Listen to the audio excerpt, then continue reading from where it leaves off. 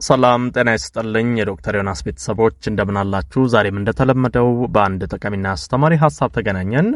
ዛሬ አንድ እህቴ ከጠየቀችኝ ጥያቄ በመነሳት ይሄ ችግር ብዙ ሰዎች ላይ ያለ ስለሆነ እስቲ ስለዚህ ነገር አንዳንድ ሐሳቦችና መሰረታዊ ነገሮችን ልንገራችሁ ብዬ ነው ይሄን ቪዲዮ ያዘጋጀሁትኝ። ወተት በምጠጣበት ጊዜ በጣም ያመኛል፣ ሆዴን ያመኛል፣ ያስቀምጠኛል፣ ቆዳዬ ላይ እንደ ቡግር እንደዚህ አይነት ነገሮች ቶሎ ይወጡብኛልና ለምንድነው ወተት መጠጣት አልቻልኩም? እንደዚህ የወተት ተዋጽኦች እንደዚህ አይነት ችግር ያመጡብኛል፣ መፍትሄ አለው ወይ የሚል ጥያቄ ነበር የጠየቀችኝ። እንግዲህ ይሄ ጉዳይ በቀጥታ ከላክቶስ ጋር ይያያዛል።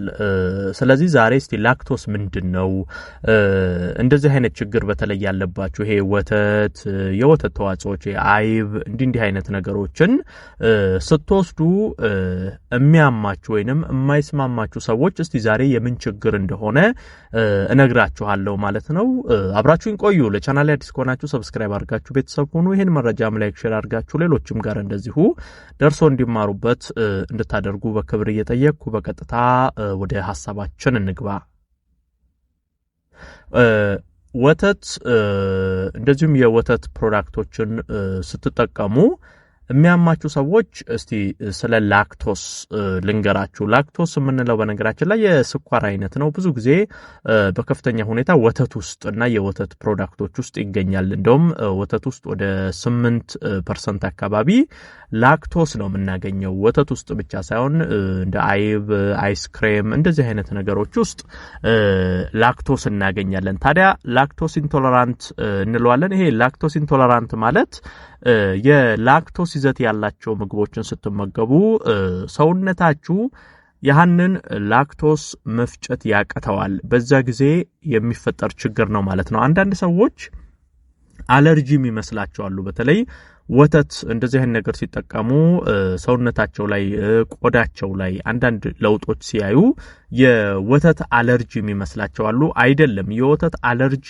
ሌላ ነው። ይሄ ከላክቶስ ኢንቶለራንት ጋር የሚያያዝ ጉዳይ ነው። ይሄንን በደንብ አድርጋችሁ ማወቅ አለባችሁ። ምልክቶቹንም መለየት መቻል አለባችሁ። እስቲ ምልክቶቹን ልንገራችሁ። አሁን ላክቶስ ከሱ ጋር የተያያዘ ችግር ሰውነታችሁ ይሄ ላክቶስን መፍጨት ሲያቀተው የተፈጠረባችሁ ችግርና ይሄ ወተትና መሰል ነገሮች የማይስማማችሁ ከሆነ ከሱ ጋር የመጣ ችግር ከሆነ እነዚህ አሁን የምነግራችሁን መሰረታዊ ምልክቶች ታያላችሁ።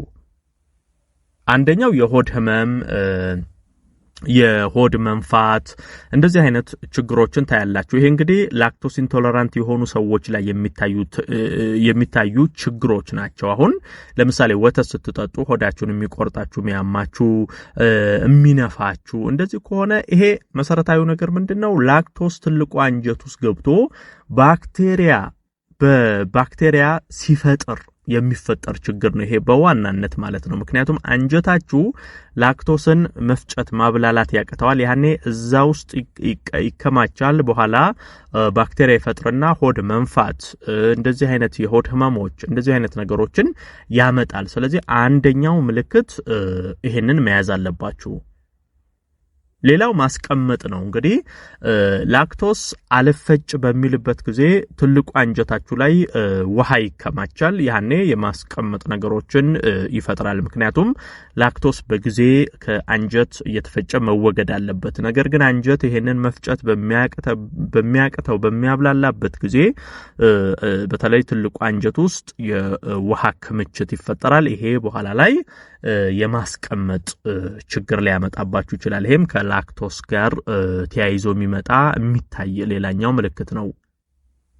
ሌላው የቆዳ ላይ ችግሮች በተለይ ቡግር በተደጋጋሚ መፈጠር ነው። እንግዲህ በነገራችን ላይ ቡግር ከምግብ መፈጨት ጋር ተያይዞ በጣም ትልቅ አንደኛው ቡግር ማምጫ መንገድ ነው። ይሄ የምግብ መፈጨት ስርዓት ችግር ካለባችሁ ቡግር በተደጋጋሚ ያስቸግራቸዋል። አሁን ቡግር የምትቸገሩ ሰዎች ብዙ ጊዜ ከላይ ለማጥፋት ነው የተለያዩ ነገሮችን የምታደርጉት። ነገር ግን መሰረታዊውን ችግር ማወቅ አለባችሁ። ቡግሩ በምን ምክንያት ነው የመጣብኝ የሚለውን ማወቅ ያስፈልጋል። አሁን ቡግር ከሚያመጡ ነገሮች አንዱ መሰረታዊው ነገር የምግብ መፈጨት ስርዓት ላይ ችግር ካለ ነው። በተለይ ይሄ ላክቶስ ያለው ነገር በመትጠቀሙበት ጊዜ እንደ ወተት ያሉ አሁን የነገርኳችሁ ነገሮች ስትጠቀሙ ቶሎ ቡግር የሚወጣባችሁ ቡግር በተደጋጋሚ የሚመጣባችሁ ከሆነ እናንተ ላክቶስ ኢንቶለራንት ናችሁ ማለት ነው። ይሄ አንጀታችሁ ላክቶስን የመፍጨት የማብላላት አቅሙ ደካማ ነው። ስለዚህ ከዚህ ጋር ተያይዞ የመጣ ጉዳይ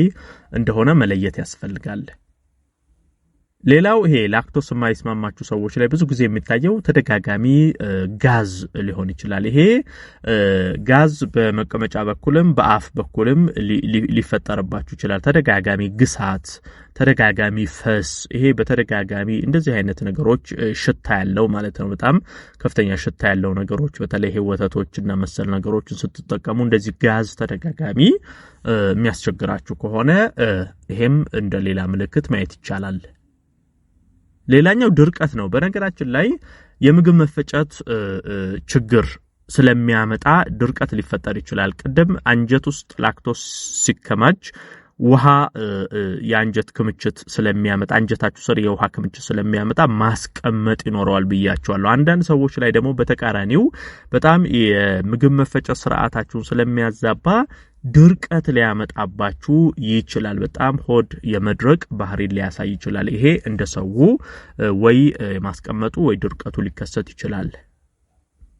ሌላኛው ራስ ምታት ነው። በነገራችን ላይ በተለይ ስለ ራስ ምታት ስናወራ ብዙ ምክንያቶች ከራስ ምታት ጋር ሊያያዙ ይችላሉ። ነገር ግን ይሄ ከዚህ ከላክቶስ ጋርም ተያይዞ እንደዚህ አይነት ነገር ሊፈጠር ይችላል። ምክንያቱም የምግብ መፈጨት ስርዓት ላይ ችግር ስለሚኖር ራስ ምታትም በዚህ ምክንያት ሊፈጠርባችሁ ይችላል ማለት ነው። ስለዚህ እነዚህ በተለይ አሁን የነገርኳችሁ ዋና ዋና ምልክቶች ላክቶስ ኢንቶለራንት ከሆናችሁ እንደ ወተት፣ አይብ፣ ቺዝ፣ አይስክሬም እንደዚህ አይነት ነገሮችን ስትመገቡ ይሄ ከላይ የነገርኳችሁን ምልክቶች ሰውነት ላይ የምትመለከቱ ከሆነ እናንተ ላክቶስ ኢንቶለራንት ናችሁ ወይንም ይሄ በውስጣቸው ላክቶስ ያለባቸው ምግቦች አይስማማችሁም ማለት ነው። ስለዚህ በተቻለ አቅም እነዚህን ምግቦች ከአመጋገብ ስርዓታችሁ ስር መቀነስ ያስፈልጋል። ይሄ ነገር አለርጂ ነው፣ ይሄ ነገር ምንድነው እያላችሁ የምትጨነቁ በዋናነት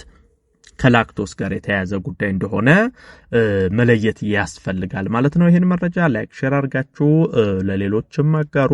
ለቤት አዲስ ሆናችሁም ቻናሌን ሰብስክራይብ እያደረጋችሁ ቤተሰብ ሁኑ። የዛሬን በዚሁ አበቃው። በቀጣይ ቀን ደግሞ እንደዚሁ ሌላ ይጠቅማችኋል ያስተምራችኋል ምለውን ሐሳብ ይዤላችሁ ዳግም የምንገናኝ ይሆናል ማለት ነው። እስከዛው በያላችሁበት መልካም ጊዜ